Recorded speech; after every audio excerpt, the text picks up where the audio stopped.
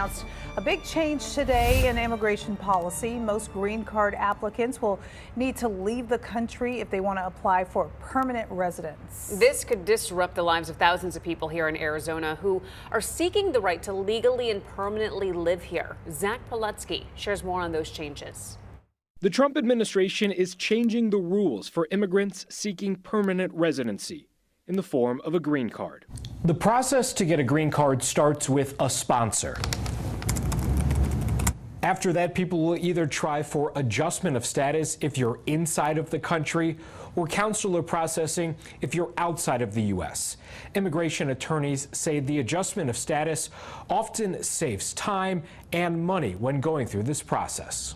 The administration's new memo limits adjustments of status to extraordinary circumstances only. Everyone else must go through the process from outside the country. A U.S. citizen's spouse suffering hardship or severe illnesses have been examples of extraordinary circumstances in past cases.